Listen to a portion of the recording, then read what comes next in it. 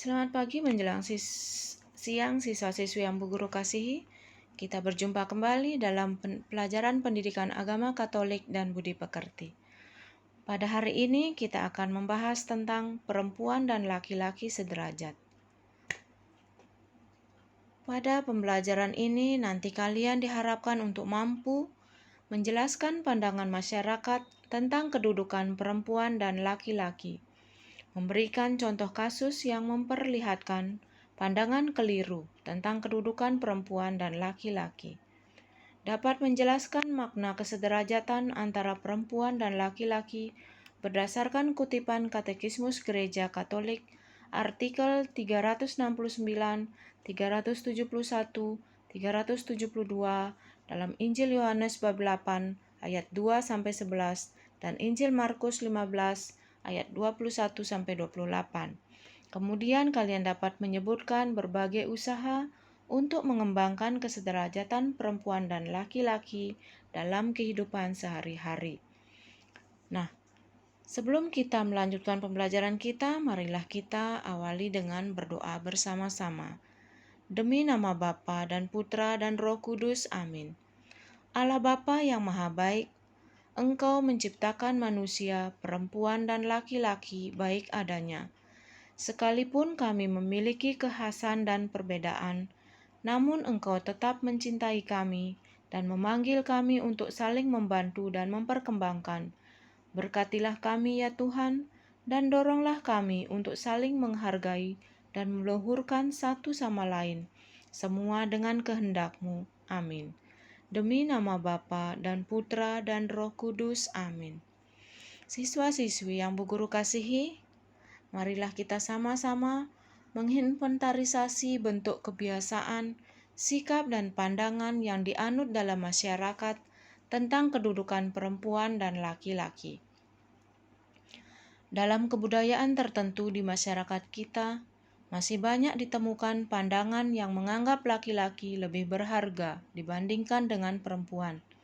Anak laki-laki sering dianggap andalan masa depan, karena ia akan menjadi tulang punggung keluarga.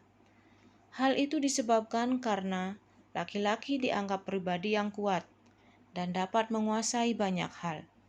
Laki-laki adalah kebanggaan keluarga.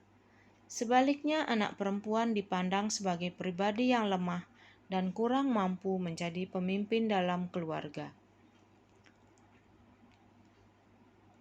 Situasi serupa terjadi pula pada zaman Yesus. Di kalangan bangsa Yahudi, sebagaimana banyak dikisahkan dalam kitab suci, kaum perempuan menjadi kaum nomor 2 dalam tatanan masyarakat. Maka tidak mengherankan jika banyak perlakuan tidak adil terhadap kaum perempuan. Perempuan yang tertangkap basah sedang berbuat dosa dihakimi secara sepihak oleh orang banyak tanpa melihat bahwa kaum laki-laki juga berdosa. Peraturan-peraturan yang ditetapkan dalam pertemuan jemaat menunjukkan betapa kaum perempuan terpinggirkan, kurang diberi tempat. Hal ini termaktub dalam 1 Korintus bab 14 ayat 26-40 dan 1 Timotius bab 2 ayat 11-14. Nah, siswa-siswi yang terkasih, walaupun demikian, Yesus sangat menghargai dan membela kaum perempuan. Yesus memperlakukan perempuan berzinah secara manusiawi. Yesus juga memuji seorang perempuan Kanaan yang percaya dan menempatkan contoh seorang janda miskin yang memberi sumbangan di bait Allah sebagai teladan dalam kejujuran di hadapan Allah. Yesus selalu berjuang agar tercipta suatu masyarakat ketika laki-laki dan perempuan sederajat atau setara. Siswa-siswi yang terkasih, sebagai pribadi-pribadi yang lahir dari berbagai budaya, kalian tentunya juga pernah mengalami perlakuan tidak adil yang diberikan masyarakat kepada kaum perempuan.